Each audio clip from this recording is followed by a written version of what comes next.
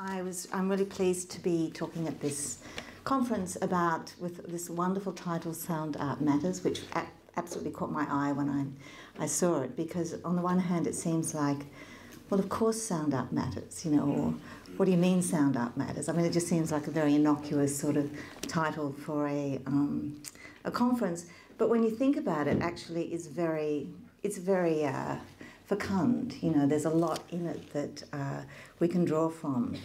So I'm going to begin by drawing from the notion of matter itself, and why sound and matter form this kind of complex within Western culture, which is really provocative in many ways, and through which we can find a way of understanding materiality, I think, especially materiality in the present day, in a different way. Matter, you know, epistemologically, matter comes from, I think, around the 14th century, and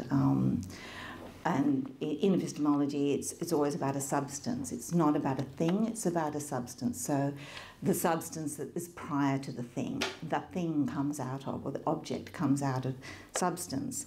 But in the 16th century, matter became associated with sense and knowing. So ontology, you know, what is, became fused with epistemology, what is known.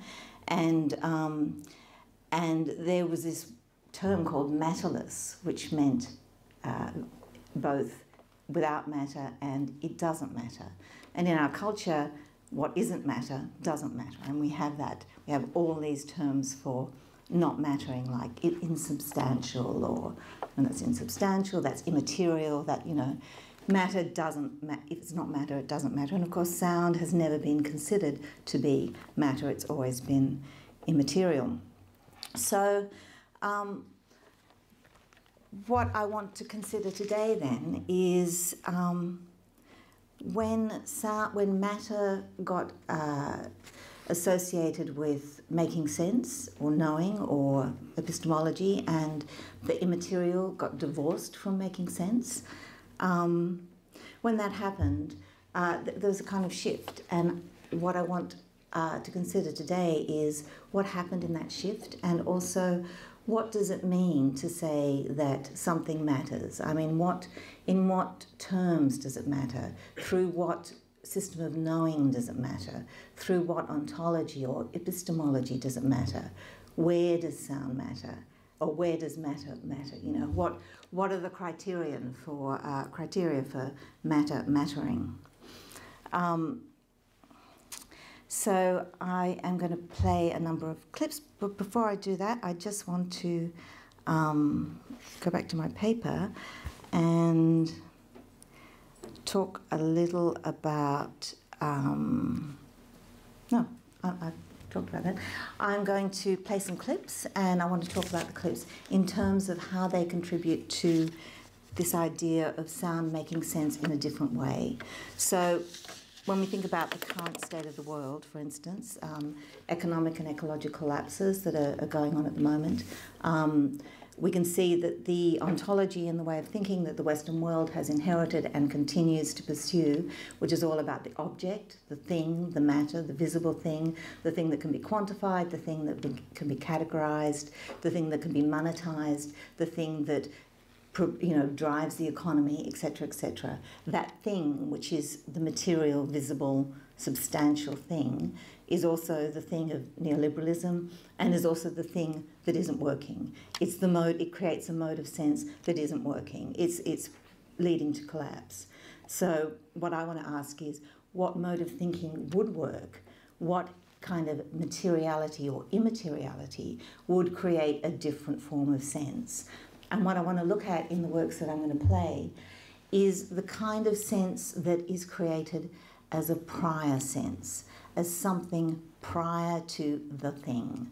So whereas the original meaning of matter was something prior to the object, something from which the object came or the product came or whatever, sound can be thought of and can be treated as a way as prior to the sort of general interface that we have with sound. So, how to put it? You know, when we think of audio, when we think of radio, when we think of television, when we think of, you know, CDs, when we think of sound art, when we think of any form of sound that's broadcast or that we hear or see, you know, via some form of transmission, what we're really seeing is a kind of interface that is manipulated, goes through a number of systems, travels amongst various different industries, is traded, is part of commerce, is a thing. The record, if you like, is a thing. So what I want to look at is what is before the thing. Same with language. When we speak, and Amanda Stewart, I'll play a bit of her work, talks about this directly. When we speak, we are already, as Amanda says, it's matter in the mouth. We are already coming out with some kind of what she calls ethos. Language is, as we all know, already a kind of formulation, a categorization, a quantification, a manipulation of sound. So I want to look at what is prior to that kind of language, and I'll talk about Amanda Stewart in relation to that. I think I'll just start playing. I don't think I'll sort of preempt what I'm going to say. If I can get this thing working, just a minute.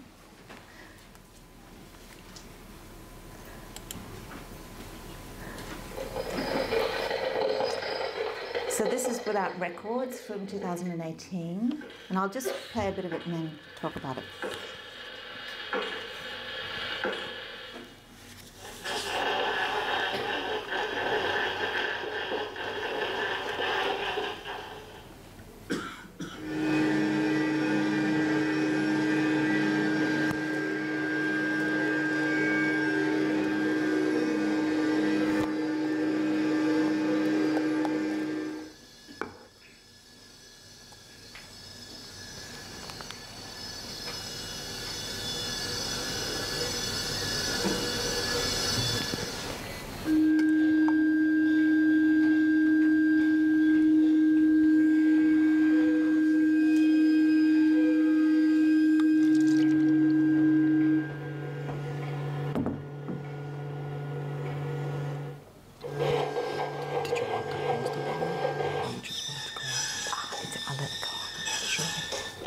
With the space bar. If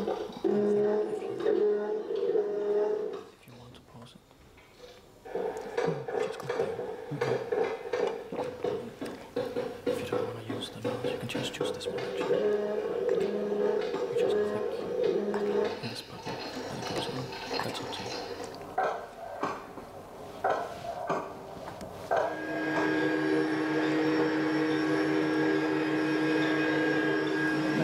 The volume just a little bit. Oh, that's good.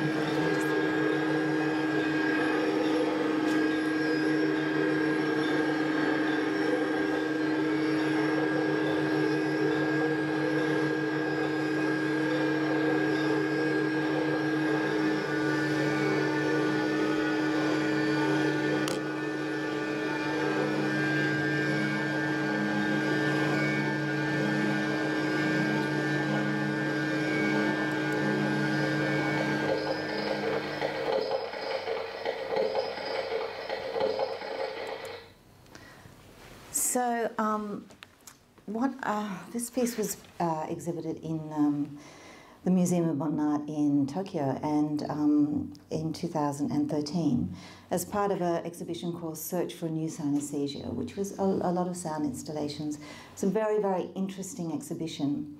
This piece in particular was interesting, I thought, because one of the things that struck me about the exhibition when I visited it was that there are a number of different sound works, all in their own spaces, and somehow the gallery was extremely reverberant. It was a lot of concrete. It was a highly reverberant space, but somehow the gallery managed to blend all the different sound installations so that you didn't get this kind of rupture between each piece, and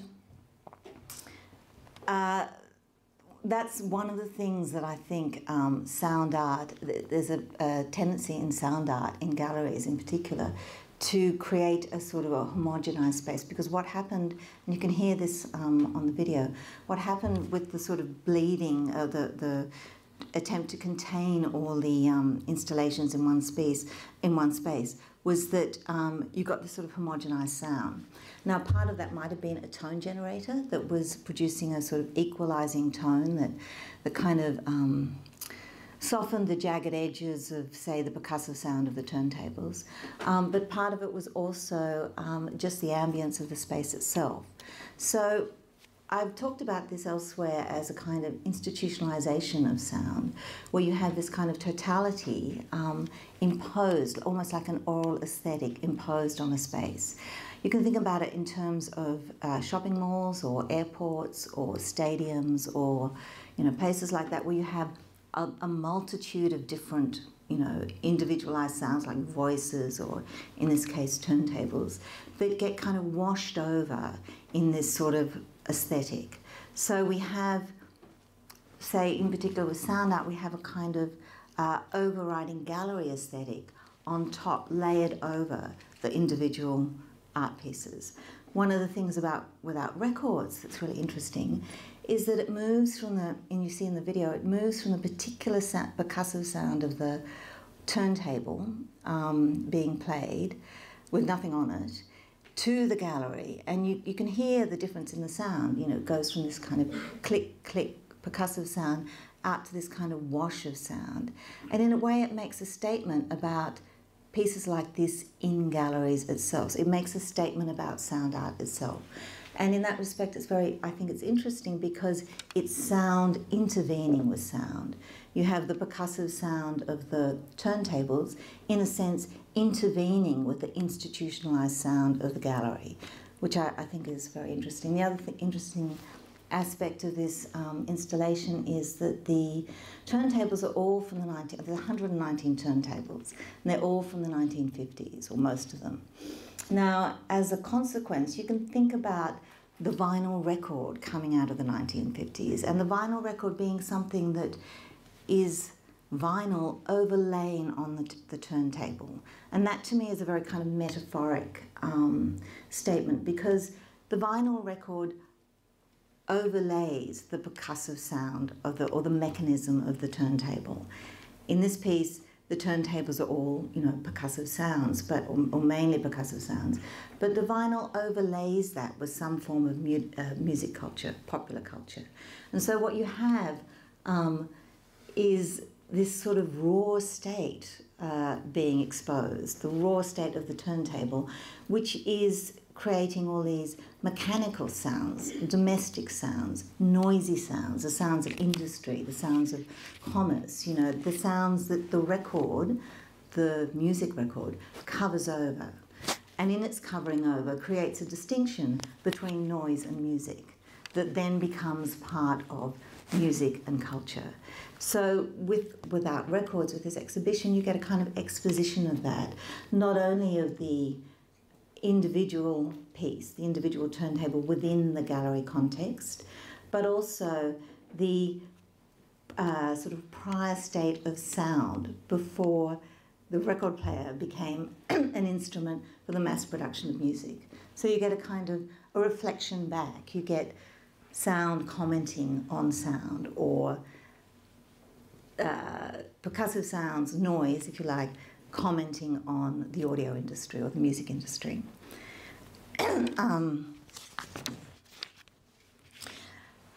Just the last thing that I wanted to say is that, and this is also, I think, another part of the piece which has a very strong impact, is that, I don't know about you, but when I see a stylus on a turntable without a record there, it's grating. It's really, there's something viscerally awful about a stylus on the turntable. I don't know if any of you have ever done that, but it's a horrible experience. It's like if you've ever driven a manual car and you hear the gears crunch, you know, when you've got it out. It's that sort of a feeling. It's just, so, and I think that was part of it as well, this kind of visceral impact of stylus on turntable, which is a total taboo. You know, you don't do that in most people don't do that in our culture. So let me turn to the next piece.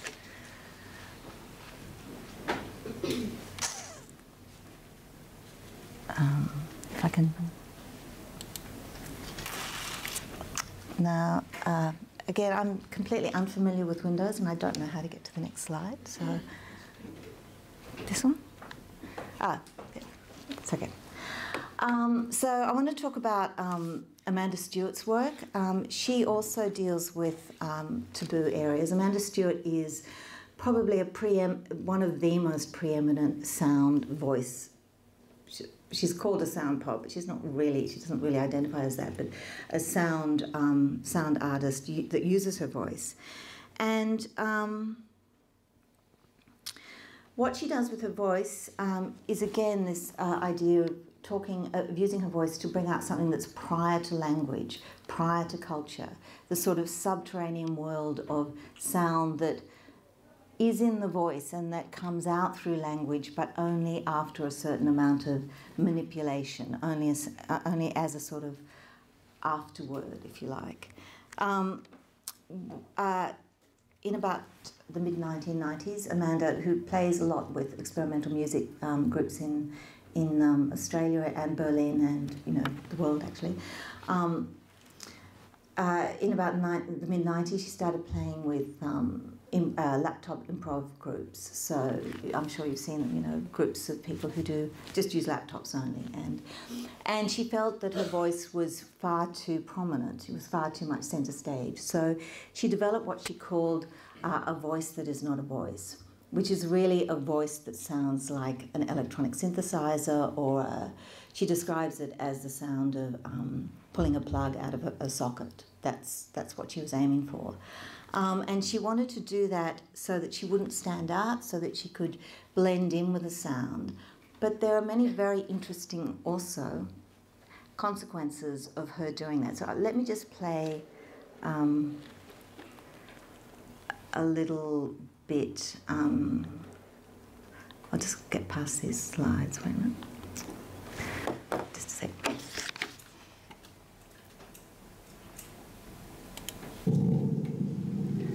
So this is at a performance at an old unused sports club.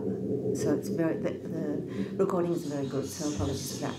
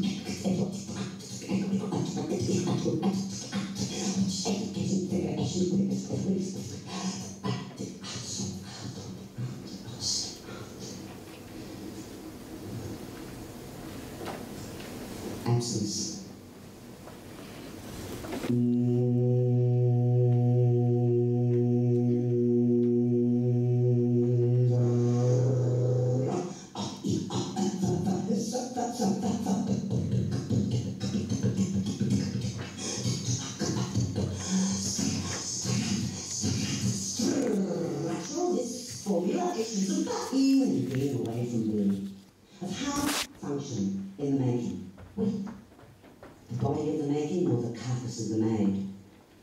The mother, the lover, the other invention, bang, stars in a shattered void. That end of being contains its beginning. The split shell re-emerges. Sea from earth, earth from sky, from the symbiotic, pre-symbolic wonders of familiar, only, the can, siren laugh, what are you? This and that. The architectural ritual, the stream formation, the synthesis of space itself, and I as a function of for itself, the relation of peaks, residue, core, corpse, corpus, systems, symptoms. The house of generations under the tongue through the breath. The first sounds filling the mouth with self. My death on your lips, my birth on your sigh. The families of forgetting. The archaeology of myths becomes infanticide incorporated, ecocide reborn. The atom, the idol, the code. Genogenetia matters. What matters? How matter is. The triad of reductions. Can the father, the son, and the missing link? Can the courtly individual, the questioning? Can the heresy, the putting the proof? Can the merchant? Can the next empirical truth? Came the forgetting, came today. Old binaries made with love and invert. To have and to hold. The bioeconomic, chaotic, non-linear, socio-psycho, genome-morpho, parallel, systemic, probability, logistic, PUT, metaphor of how that eating was. Okay? The sun and the earth, the sea and the sky, and there the sights of contemplation. Consider, desire, contemplate, the augur, gear, garia. Shouting to make known the foretelling of the signs that already speak us. A tasted cosmos rolls off the tongue, and in the mystic cloisters, committees, contracts, corporate altars of strategic lack, bureaucrats of the unspoken disappear into the nothing that is all, ever-present, unseen, the underlying geometries of subterranean flows. Sculptors of the absent dream gather statistics into strategy. The act of observation becomes the object itself to reduce all others to the economy of the same. The visible, a strategy of definition, the secret, the lack, the sign, the form of exchange, the matter at hand, and the word of space and its obliteration, the tongue of sacrifice at the edge of the other, words driving us as presence before stars, spilling egg, at the cusp of function, the gap, the gasp, the dimension of relation, into determined absence, sounding into signs in being, matter in the mouth, and in the making, ethos, us.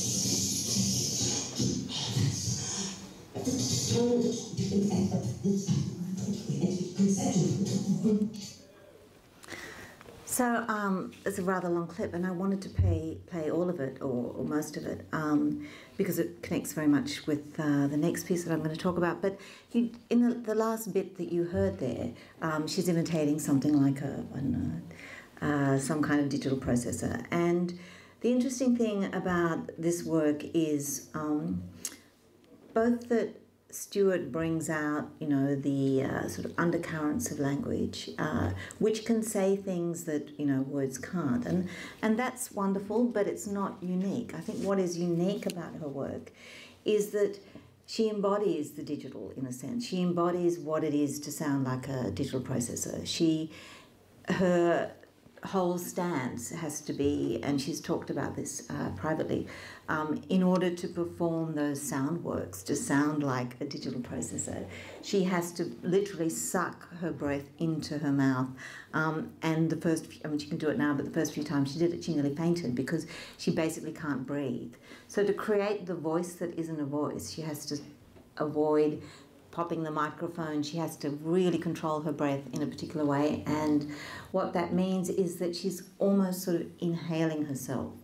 So she has to disembody herself, if you like, in order to create this sound. She can't move. She has to be incredibly careful about where her breath goes, and so it's almost like she's, as I said, inhaling herself, but also annihilating herself. So the overt sort of position of wanting to blend in with laptop bands is one account of this. But another account is that she's saying something in her body and in her voice by mimicking the technology that she is attempting to sort of blend in with.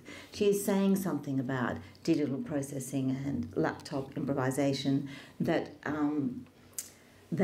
in other words, in order to sound like it, you have to still your body completely. The other thing about her performances is that because she uses so much noise, and this is also true of noise performance in experimental music in general, and the places that most of these performances are held at, which are, like, this is an old unused sports club, often they're warehouses, they're in industrial parts of town, they're very noisy, there's often planes flying overhead. So you get outside noise, you get industrial noise, and then you get the noise band, or in this case, the noise works of Amanda Stewart. So what the audience has to do is to both be very quiet, be very still, not make any sound, because any noise that they make will interrupt with the noise or interfere with the noise of the performance. But also the audience has to differentiate between their sound, they're making a noise, like tipping over a beer bottle or whatever, and the noise outside and the performance. So you get this very complex kind of negotiation of what noise is part of the performance, what noise isn't, and you get this kind of stilling effect on the bodies of both the performer and the audience.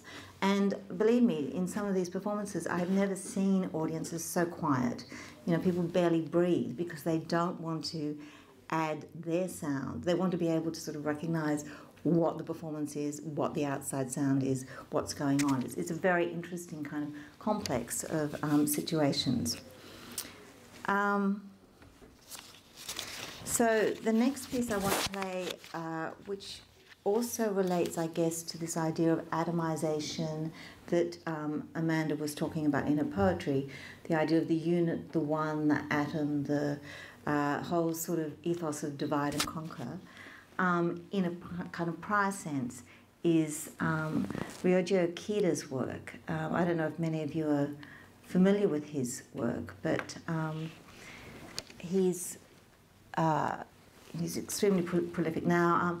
This is Datamatics or Data Matrix, and I saw the performance of it in Tasmania. I think it was in 2013, and I'll play a bit for you. But I just wanted to prefigure it by saying that in the actual performance, which was in a big warehouse, Akita started off with this. And there was a live mix. It was a fantastic audio system.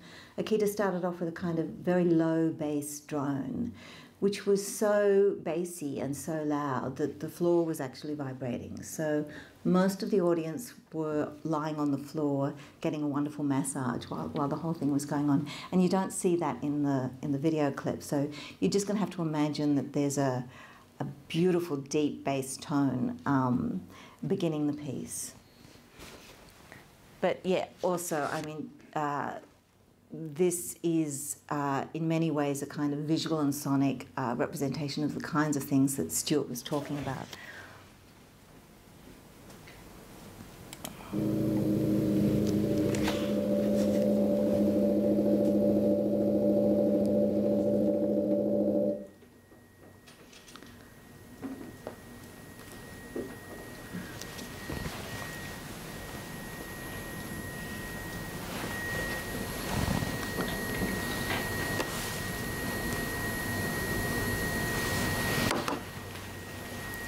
Press.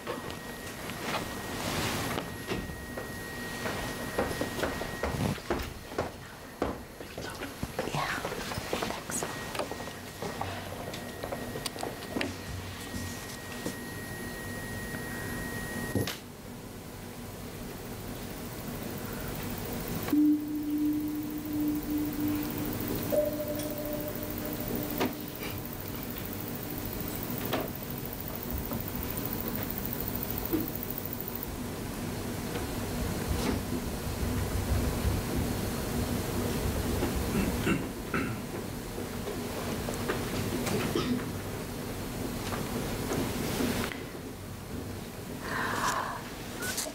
The sound's disappeared. Oh, really?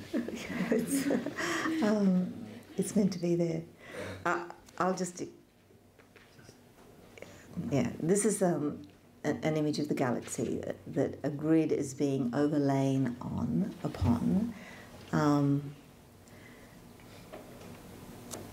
And these kind of searchlights, I don't know what's happened to the sound at all. And it was there a little while ago, before you. Okay, so let me just explain the sound. So there's a deep sort of bass tone, and then there's these very high-pitched sort of... that's it. Thank you. Okay.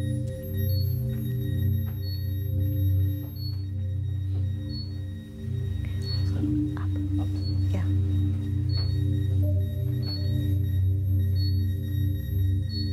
It's good. Thanks. Yeah.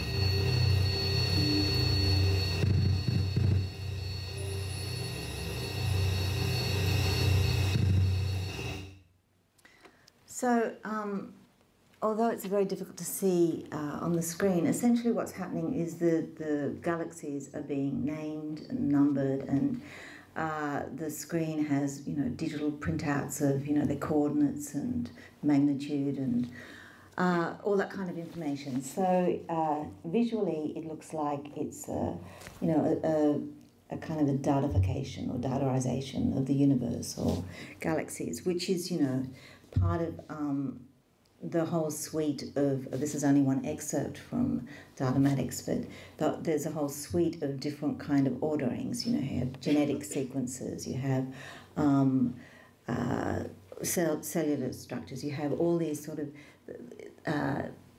if you like, processes from the cosmos, or material process or biological process that are being ordered and sequenced, and then you get these kind of visual images to show their ordering, and but also to provide the viewer with some kind of amazing, because the screens are huge, amazing visual impact. But what's interesting about his work, and especially this piece, is that again, it's kind of sound intervening with sound, or sound reflecting or commenting on sound, because if you look at the entry of the tones, of the various different kinds of tones, if you do an analysis of the tones in that piece, it's very interesting. You begin with what are kind of musical tones, and you end with something which is much more like a percussive sound. It's not even a tone. It doesn't really have a pitch. So Akira uses this kind of repertoire of different sounding tones to talk in a way about processes of sequencing and digitalization and quantification, and ultimately military control. I mean, you don't see this so much in this piece here, but all the planets are being, you know, they have crosshairs, and they're being targeted and named, and it's as if they're being colonized and owned through this kind of process of naming and quantifying and placing into, you know, the 0-1 sort of grid. I'll just play one more piece. This is a test pattern. This piece is even more kind of viscerally impacting. It was exhibited at Carriage Works in Sydney, and I tried.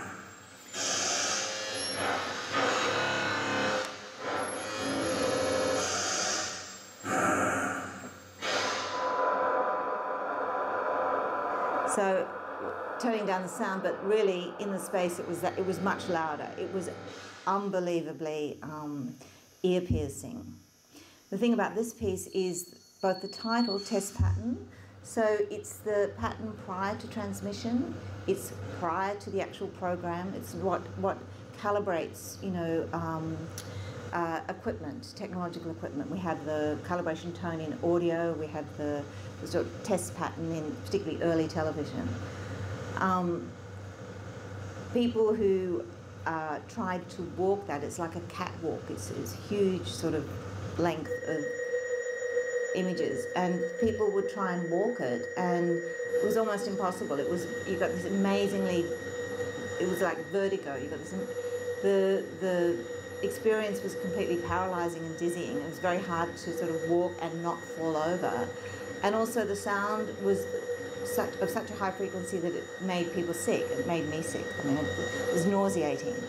So this kind of test pattern, this kind of installation was almost something that was kind of disabling. I mean, it was like, you know, walking the walk of the digital, but you could only walk it if you had a particular kind of body. You know, it was a very telling experience, and telling because of the title as well. Test pattern, as I said, is this kind of precondition for transmission. It's the thing prior to transmission, and in order to appreciate the work, you almost have to have a particular kind of, you know, fantastic balance, or be deaf, or you have to almost be disabled in order to experience it.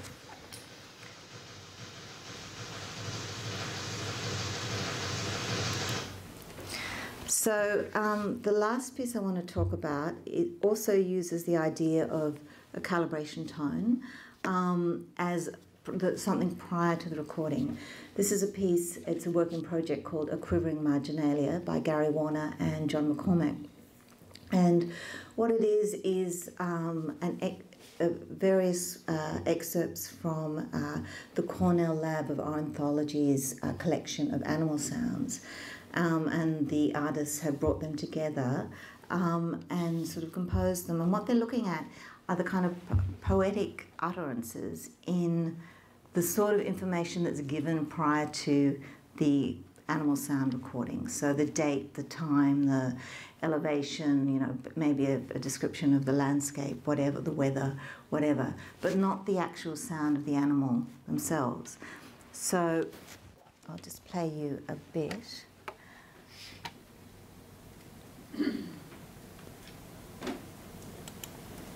This will be a real number. This is an example of the kind of information that... I'll announce the time shortly, but I'm going to put on a calibration tone to begin with here. 1,000 second calibration tone. 0 dB on the 7 meter, 0 on the other meter, which indicates we have 0 dBm at 0.775 volt RMS. When we have the VU meter at 0.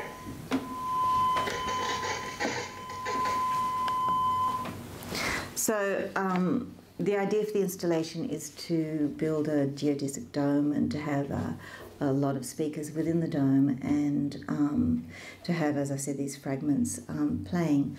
What's interesting about the fragments is that this is usually information that is excised from the recording. When you listen to a nature recording, you know, Pulse of the Planet or whatever kind of audio program you might listen to, you never hear this kind of stuff. You never hear the date time. This is always the stuff that sort of precedes the recording but isn't heard in the recording. And yet what the artists are looking for are those kind of poetic utterances that that the nature recordist will have embedded in their description of the place and the date and the time. So I've listened to quite a few excerpts from the Macaulay Library Lab, and it's amazing what you hear. You know, you hear these deep, you can imagine these recordists often they're out on expeditions in lonely places, alone, and they're just chatting to the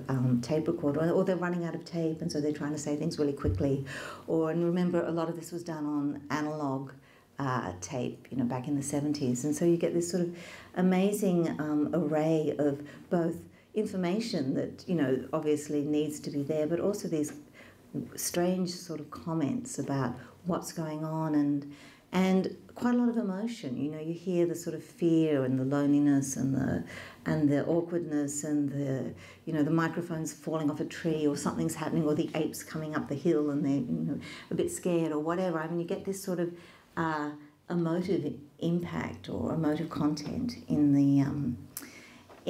the bit that is excised from audio, and that bit that's excised from most nature recordings is excised because audio depends on the unencumbered and smooth transmission of so-called the truth of the recording, the truth of the nature recording.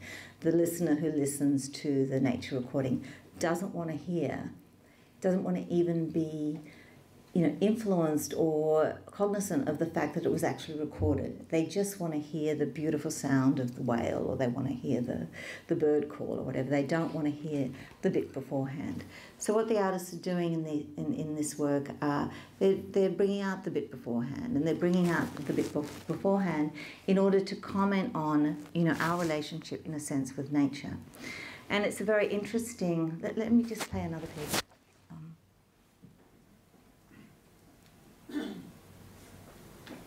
8 p.m.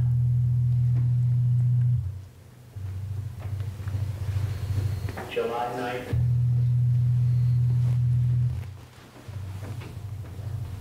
1970.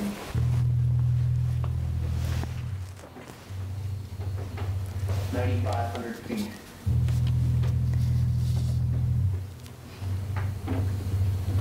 Kilohana Ridge.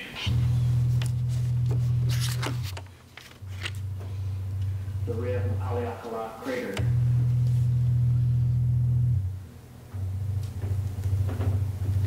Maui,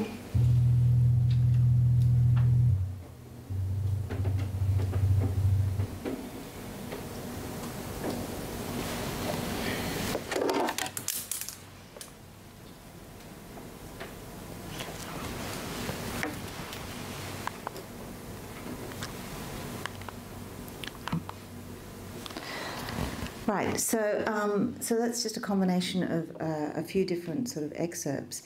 But one of the things that that this piece shows in terms of our relationship with nature and also field recording, which is what it was trying to expose in some ways at a kind of deeper level, is that speech has always been the criterion for humanness. You know, traditionally the separation between human and animal has always been the capacity for speech. And what happens in these pieces is you get a kind of blending often with animal sounds and the human voice which is describing them. Particularly when you get very serious sound recorders trying to imitate some of the things that they hear. And let me play you an example of that.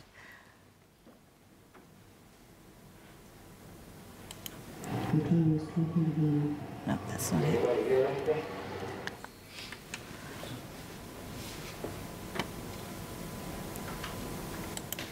So, a very rough imitation of a song is what? Go. Oh, oh, oh, oh, oh,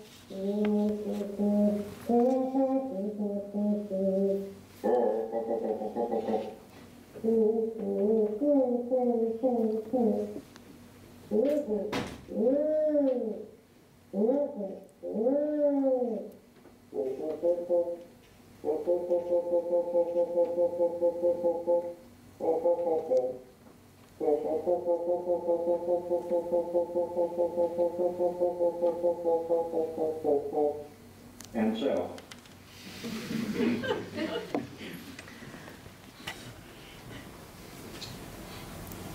So, yeah, that it's actually a very, very good rendition of the bird call. But what's interesting about this excerpt also is that it's a couple of things. One is that you can hear in some of the bird song, you can hear a kind of musical motif. So it raises the question of, well, what's bird song and what's, music? What's the difference between human and animal in terms of musicality? With this particular rendition, what's the difference between the actual bird song and the voice that's imitating it? Where does the difference between the human voice and the animal voice, the animal call, reside? And when that is blurred, when that difference or distinction is blurred, then you get a whole kind of destabilization of positions. You get a total destabilization of humans in nature, which is actually what was going on, because many of these recorders were there out in the middle of nowhere, in places that were later to be colonized and appropriated.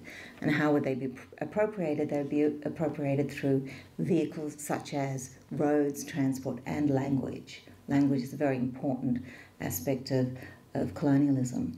So this kind of blending of human imitation and animal call, it creates a kind of moment. It's a bit like the sort of moments that Amanda Stewart comes out with. It's a moment of rupture, of cognition, of sort of questioning of who is human, who is animal, what is going on here.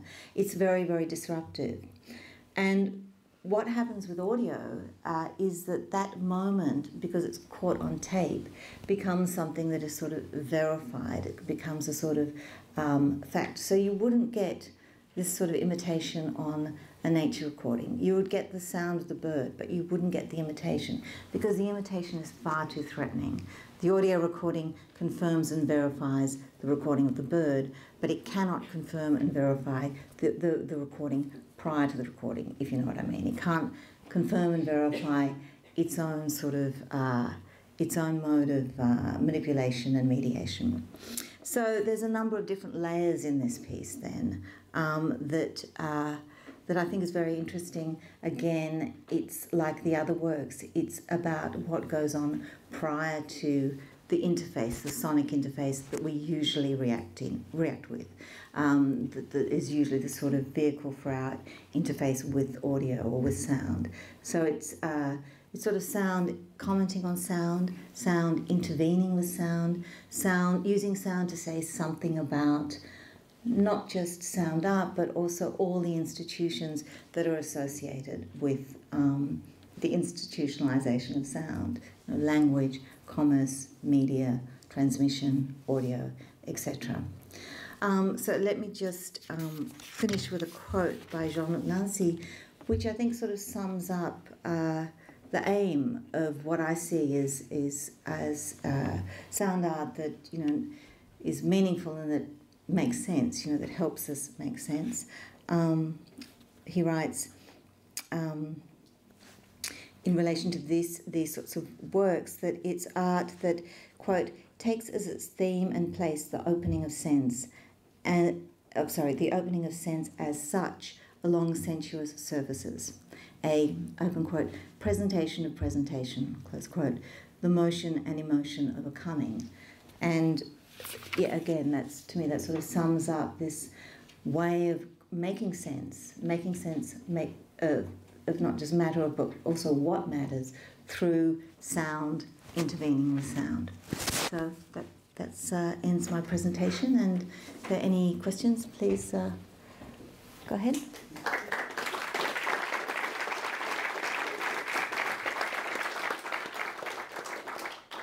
Yes, here we are. Thank you so much.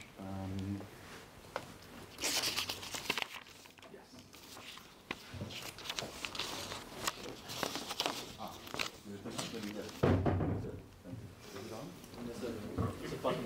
In the bottom? Yeah, exactly down there.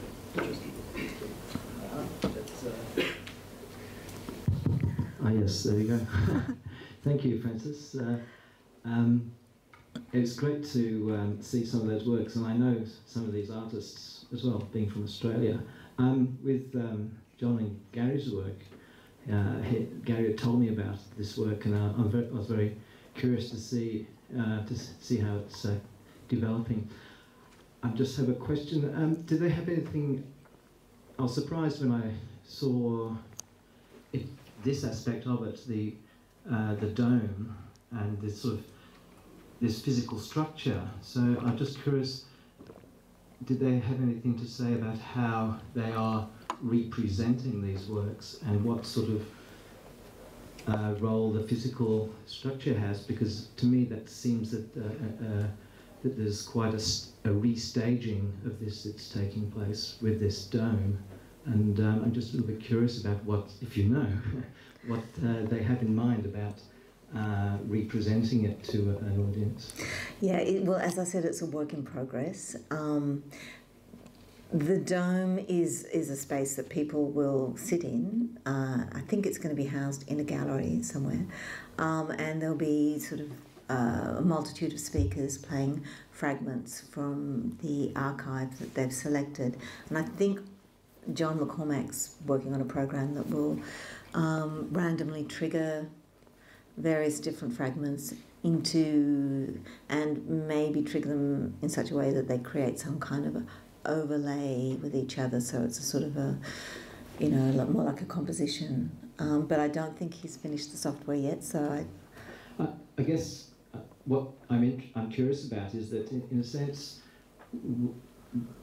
the dome is resituating the human as sort of the main focus of this, where in fact, where the how to say it, it's all still going to be filtered through. It's as though we're still central to this world that's being placed around us, and we are the primary kind of focus of the artwork. Where I would have thought it would have been interesting to have, this is just me saying something here, I'm curious in the blank space, the darkness and hearing these sounds and what they kind of generate in the imagination, and I'm kind of curious that they've actually established a theatrical space, but I can get back to them about that. It's just kind of comment. I should comment that this is just a dome that Gary built years ago. Okay. And he designed it, and he sent it to me as a sort of example of the kind of dome that but I think the sort of dome that they're thinking of is going to be quite different than, it's not going to be set in that setting, obviously.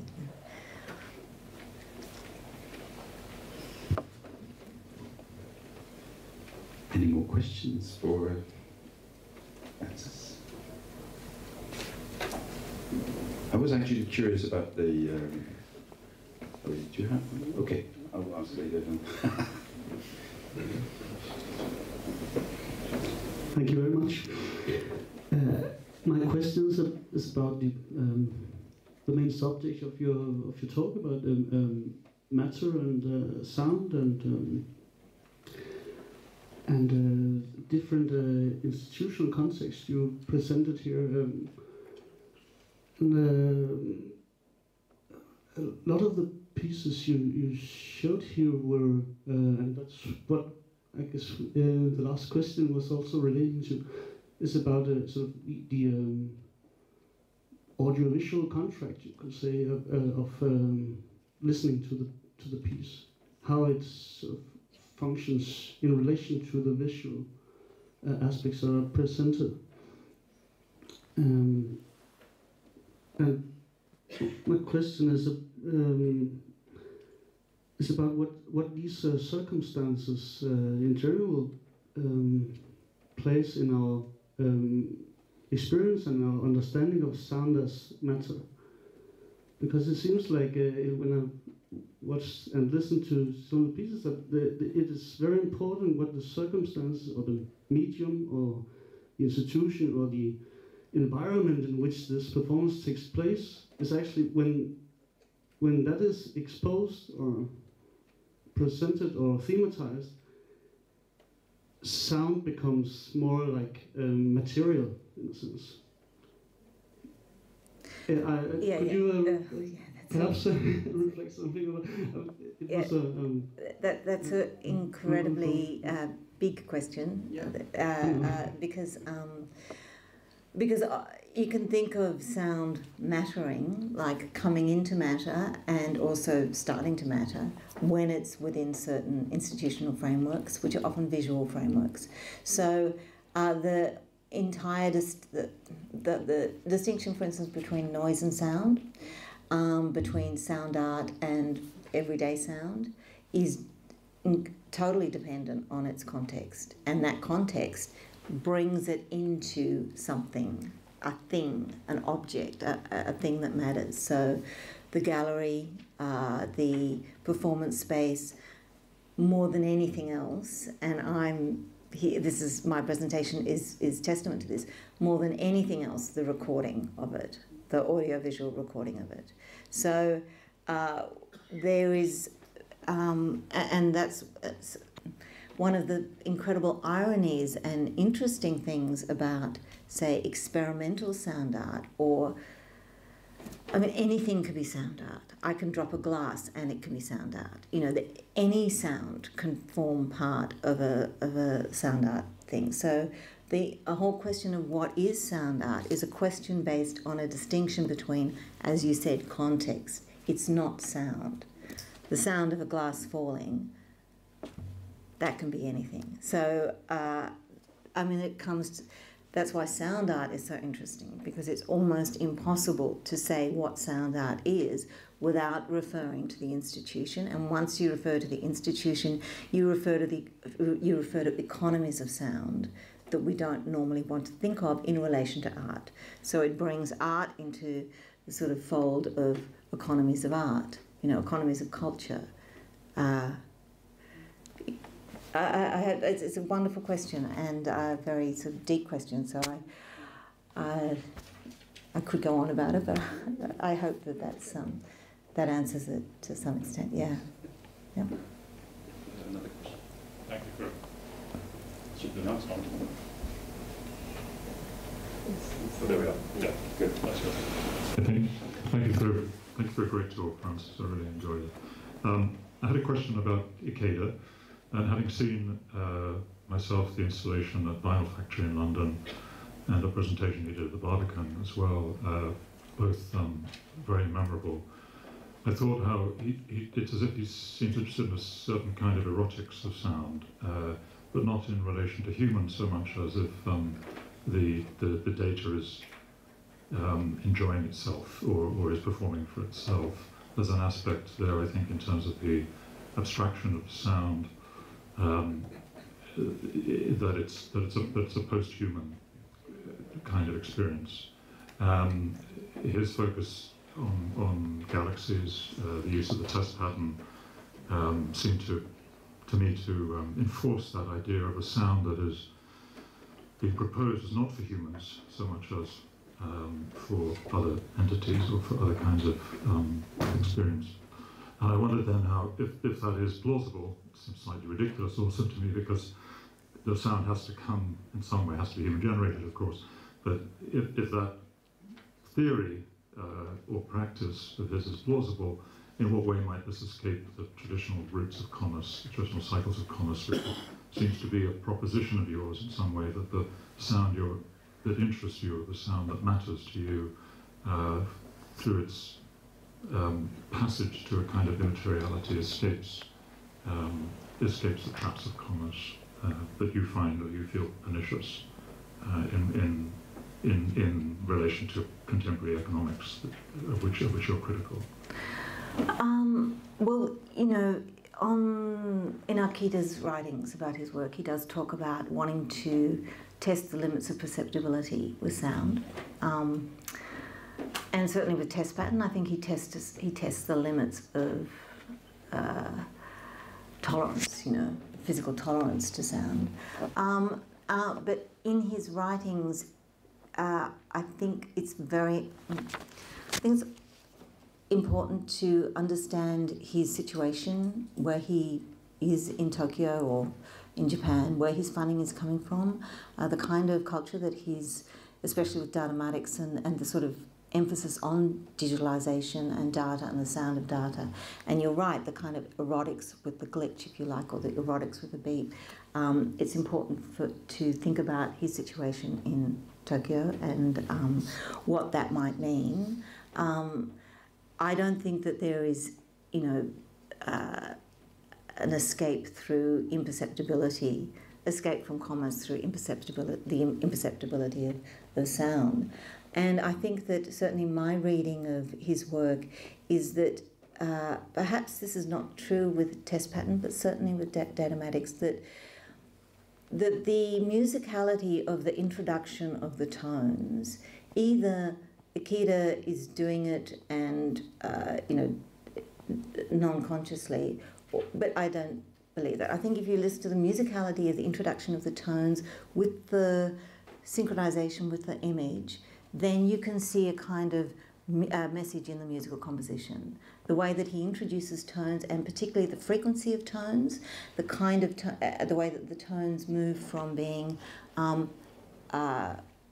sort of voluminous, you know, they're kind of thick tones, to being very thin and sharp and ear-piercing, from almost tonal to percussive, which you hear in that piece. That shift in itself is something that is composed and structured in a way that to me represents a kind of meaning, and the meaning could only be, I can't see any other meaning than some kind of comment on the digital and the dataization of the universe, as opposed to the eroticism of the glitch, which I think you do get in some works. Look, I could be wrong. I think maybe his later works are a bit different, but this is something I got from those early works. But as to evading commerce, or I don't see how that is possible. Nor with glitch either. I don't see that. I see it being part of a similar sort of institutional framework. Does that answer your question? Thanks for a very interesting talk. I just had a question about the Without Records work. I was curious to know if you were thinking about that with respect to musical automata. So to me, it had this very strange appearance as somehow both recording technology and its kind of precursor, referring to musical robots and androids and so on. And if in a way maybe that sort of is a gesture to this kind of thing, idea or substance or matter that you're interested in overall. Of course, I think it also has maybe resonances with some of the other material that has a kind of interest in post-humanist discourses?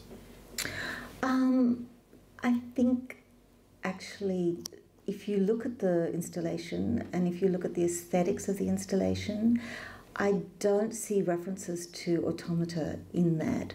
I mean, there are definitely sort of, these almost autonomous looking kind of machines. But if you look at the sort of, this seems banal, but most of the turntables are from the 50s. Most of them are in that 50s cream and red colour, which has a very sort of, it's a very retro 50s look. So I think the reference is to that era. I don't see any other reference to, I don't see any reference to earlier eras, which would have been very easy, I mean, had they wanted to incorporate that. So that's why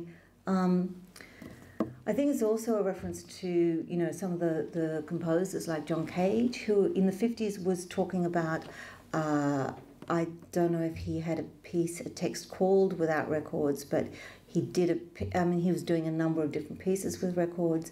I think it's and remember that was the first, not the first, but that was an early period of music experimentation where sound was being introduced into the gallery. And you got these kind of works with, I can't remember Cage's work, but multiple turntables being played at once, and that sort of experimentation with the record itself. So personally, I think it's a reference to that, and I don't see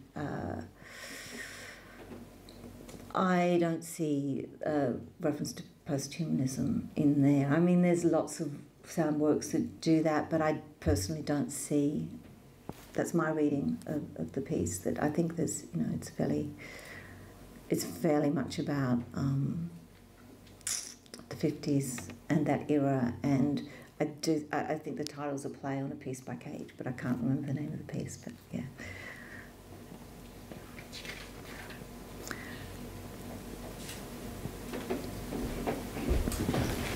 There's another question up there.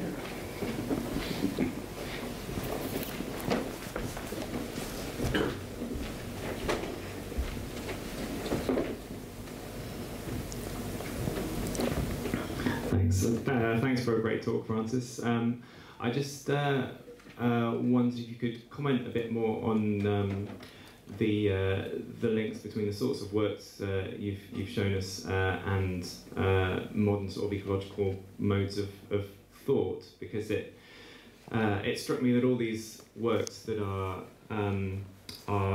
revealing the sound before the sound, or perhaps before the sound that we're normally supposed to focus on, sort of reveal the system that sound exists within. The final work that you played us that reveals the field recordist and the sort of conditions within which the recording has been made, which is normally the bit we're supposed to focus on, and Ikeda's use of test patterns that is the system within which the program that we normally focus on exists within, and of course the turntables revealing the mechanism, but taking away the record that's normally the bit of the sound that we're supposed to focus on, and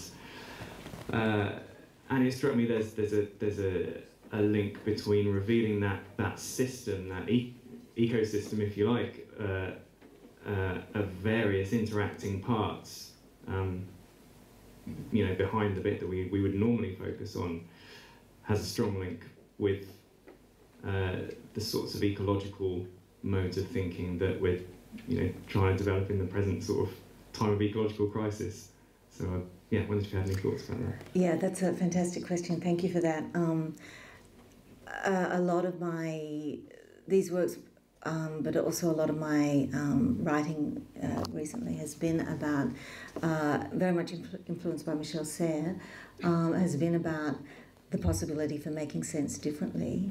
And one of the reasons why I'm involved so much in sound and experimental music is that I think it provides an opportunity for making sense differently, making sense as a sensing, to bring sensing back to sense, making sense, and to bring the sensible as the world, that which we sense, into sensing. And bringing the world into sensing would mean listening, in a sense, to the world.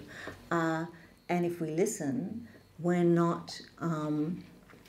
there are certain things that listening encourages, like it encourages a sort of a patience, it encourages a sort of a letting things be. One of the things I love about a quivering marginalia, for instance, is that it doesn't exploit the sound of the animal. It just lets the sound of the animal be. It you know, and listening is also sort of, and I don't want to make too many sort of sharp distinctions, but listening is often a mode of allowing yourself to sort of be in something that Nancy talks about as being in common.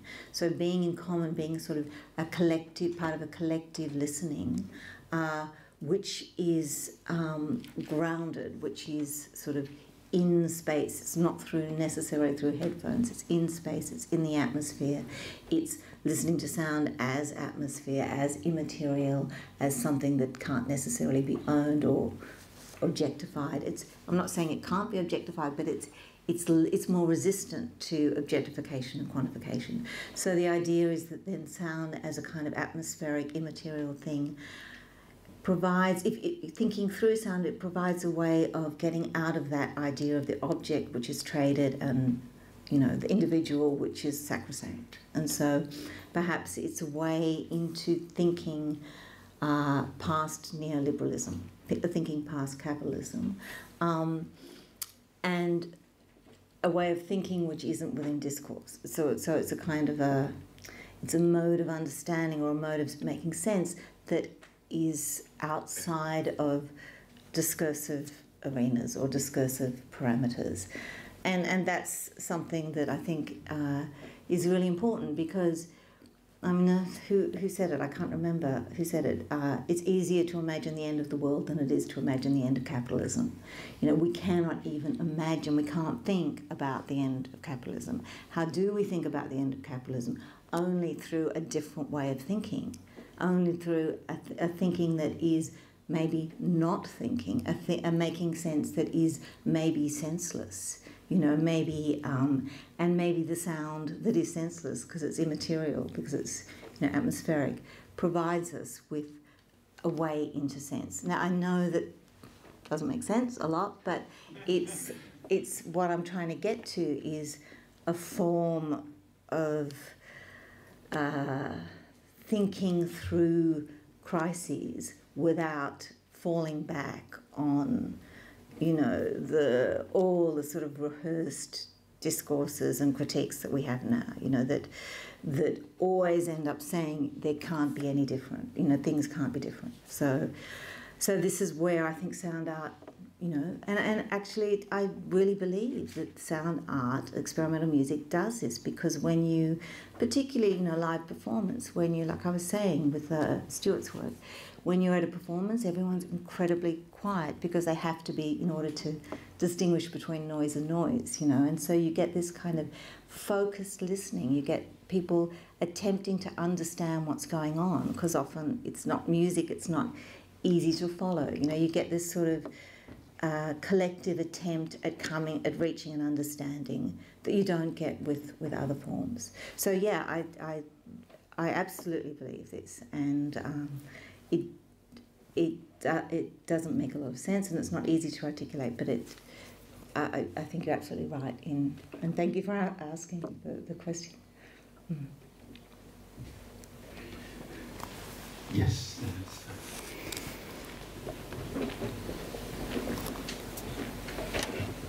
Thank you for your talk. I just want to ask you a question about the concept of priority that came up in numerous ways in the talk, and I guess ask you to see if you can clarify a kind of conceptual confusion I have about it.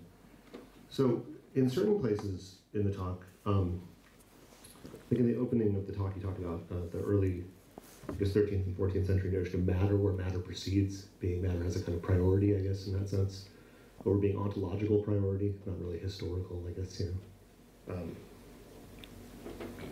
And at the end of the talk, priority was being brought up in relationship to the exposure of the nature sound recordists work in order to verify and kind of do the scientific work that they're doing in recording these sounds. So if their priority looks like the kind of exposure of mediation, right? Like there's something prior to the actual nature recording, which is the labeling and the naming of it, right? That's a different kind of priority, it seems to me, than the question of the way that matter might precede being or have a kind of ontological priority. This is a priority that seems about how, it's a priority that seems to show or expose the phantasmagoria of recording, right? In the sense that it's exposing the means of production, right? So it's the priority there looks like some kind of move of revealing mediation. And I guess it's these two notions of priority that I can't quite get together. And so so the place where I'm really confused, I guess, is about Amanda Stewart's work, which on one hand you said that she's using her voice in a way that's prior to language and prior to culture, but you also referred to, kind of described her as a mimic. And mimicry seems to me, mimicry can't be about priority because mimicry needs something first in order to mimic it, right? I mean, if you're going to be a mimic of something, you need something that you're mimicking. And it seems to me that in the way you described her work, she's definitely mimicking laptop. She's mimicking something about the sound of digital processing, the sound of digitality, I guess one could say.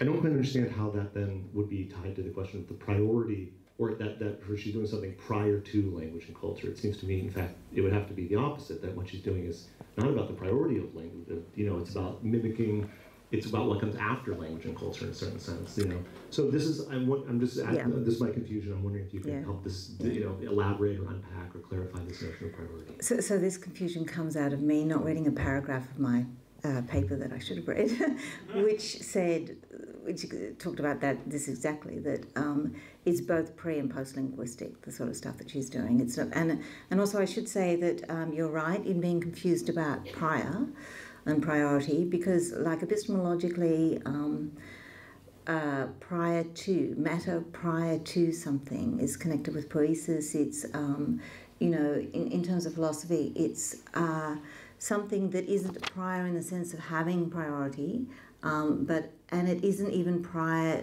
in the sense of being a something. It's a formation. It's a process.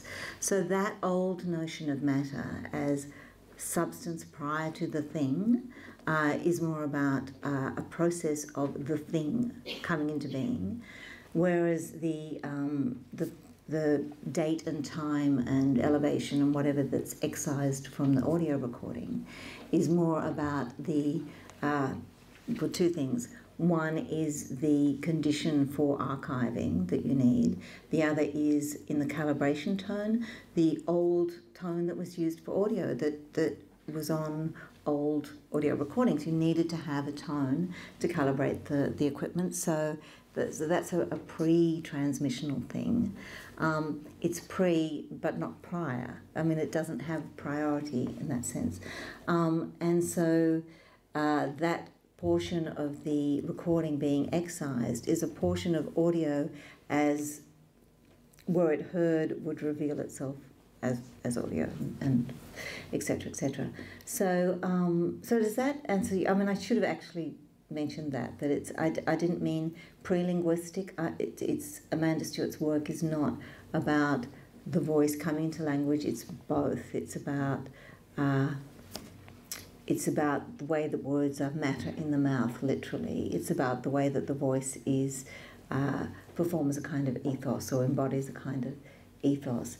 And that can be pre and post. That can be, you're right. She's mimicking something as a post-linguistic, but not even linguistic. I mean, language sort of disappears at this point. Yeah. So thank you for reminding me to have pointing that out. Yeah.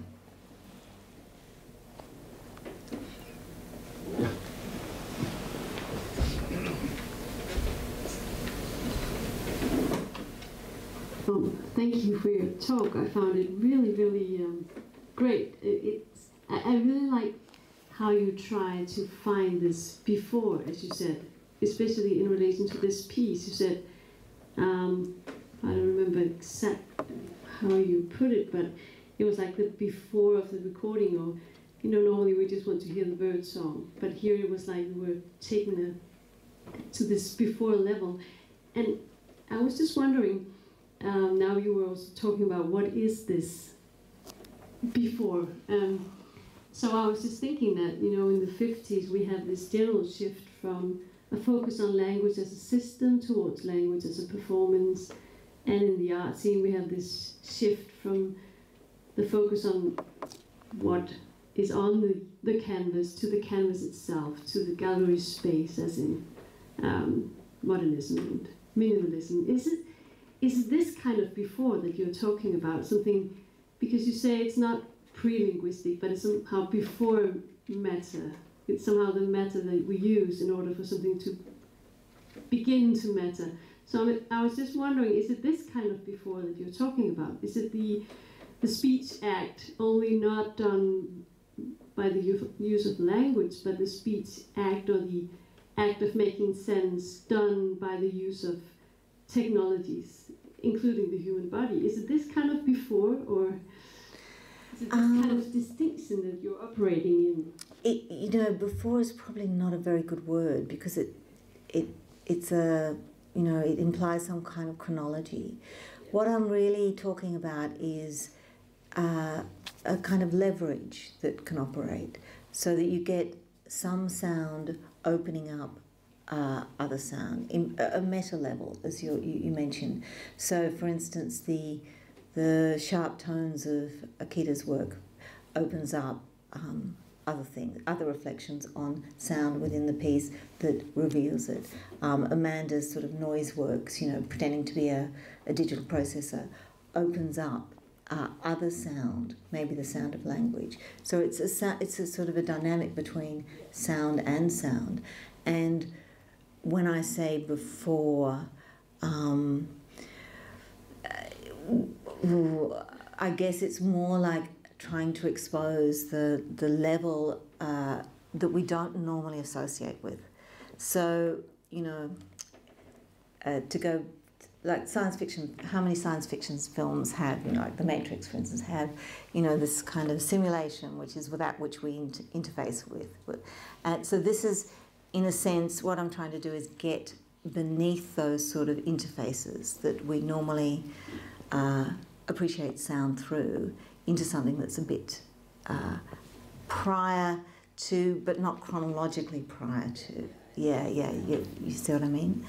Or that can reveal those sort of structures, kind of subterranean but not below. So yeah. Well, I'll put myself on the list now. I was curious, and actually now I'm even more curious, because you mentioned Michel Serres, and but what originally I was going to ask you about was this moment of cognition you mentioned. And of course, we have all touched upon that. Where is that actually? What is that? In a way, you're also mentioning these infrastructures and symbolic order, and there's a sense of breaking, or maybe trying to look apart from that in your concept of art. That's what I hear. So, what is this moment of cognition? Is there something?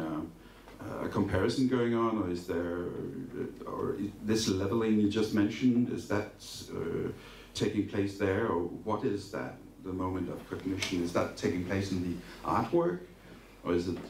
Oh, you mean the moment of cognition of understanding, or what? This moment of cognition. Maybe I misheard you then in your talk, but you mentioned this. Running through this artwork, there was a moment of cognition, but I may have misheard you. But referring to Michel Serres, that makes sense to me, because that's actually what he's referring to in his writings, these ways of making comparisons and leveling out of different epistemologies and ontologies. Yeah, I mean that's like if you think about Serres' notion of you know, layers and filters, exactly. and senses, yeah, and how you know, the cognition begins with a kind of sensual experience, and then it sort of flows up through the. It's a very complex schematic, but so where does he end? He ends up with the sort of the billboard and the signpost and the sort of, you know, the architecture and so forth. But he begins with a sort of sensate experience. Mm-hmm. So with the pieces that I was playing, I think especially, say, Amanda Stewart's work, you could see that perhaps as both the pre-billboard and the billboard at the same time. You know, just using the billboard as a sort of the sign, sort of the ultimate expression of all these energies that begin through the sensuous, through the listening to the world, you know, I mean, but I don't. No, I don't know how. It's very hard. Maybe something for later. It's very hard to know where to enter that because it's a very complex. But I'd recommend that people read Michel Serres for sound. He's one of the best, I think, philosophers around. The Five Senses is brilliant. Times of Crisis is brilliant. Malfeasance is brilliant. So. Do you mind passing this on? Hi. Thank you for a really inspiring talk. I just have a small question. I don't even know if you can answer it, but it was about the last piece and this notion of the information that comes before the recording. You talked about how this information was prior to the recording. And I was just wondering about the sort of archival sort of aspect of this, because usually you don't archive anything until after the fact. So archiving most often, or it always happens after the fact. So I'm sort of interested in this sort of temporal discrepancy of sort of having this archival information exist before the actual archiving, which would be the recording. And I guess on a sort of practical level, but I don't know if you know this, like how can the person sort of making the information, how can he know that he can actually record that particular animal sound immediately after?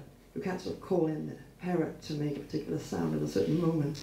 So I was just wondering about how the archival sort of aspect to that.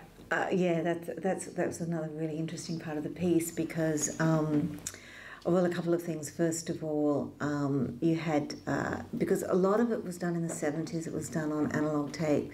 You always had this question of batteries running down and tape running out. And so, and a lot of the recordists were actually sort of lay people. They were just interested, they weren't scientists, but they were kind of pretending to be scientists. So they'd go out into the forest and they'd be as scientific as they possibly could be by, you know, saying the date, the time, you know, all the information that they think that they should say. But then, and they're waiting for a particular bird call or for a group of gorillas to you know, communicate or whatever. But yeah, in some of the recordings you get these sort of moments where you have, like there's one woman in particular who did a lot of recording, and she would talk about the recording after the recording was made. So she'd make the recording, she'd introduce the recording, she'd wait for the sound, maybe the sound would happen. If it didn't happen, she'd go back to the original tapes and re-edit them and put her own commentary in. And you know, this sort of thing happened all the time. So there was this kind of switch between trying to be a scientist and being just an ordinary human being. The ordinary human being just sitting around a campfire wondering if the tea is going to run out, you know, and perhaps arguing with one of their friends that they might have left the water down the hill, you know, something like that. You get all of that on the tape. So you get this sort of, you also get this kind of reflection on what is scientific bioacoustic recording? What is that? Is that what is going on with trying to record these species and archiving them, especially in an era now when species are going to, it's a massive extinction process. So any kind of and this is something I should have mentioned, but any kind of animal sound that we hear that was recorded in nature is now a sound that's full of loss. It's full of mourning. You know, it's the audio as mourning, the recording as mourning, as something that has happened, that has been captured, and that will never happen again, that exists within audio ever since phonography. You know, there has always been this question of mourning, of having had been in the audio recording. And so you could hear that if you heard the animal sound, and that's one of the wonderful things about the piece is by not having the sound in there, by only having the voice, you then avoid this kind of nostalgic move that audio often creates for wilderness and so forth. I don't know if any of you have programs like The Pulse of the Planet or nature recordings, but it's such an industry and there is such a lot of mourning invested in it. So and this piece is not engaging with that, which I think is a good thing. So yeah, but yes, you're right in that sort of pre and post thing. Okay, I think that's a wonderful wrap up actually, and so let's say thank you to Pettis for a wonderful talk. Thank you.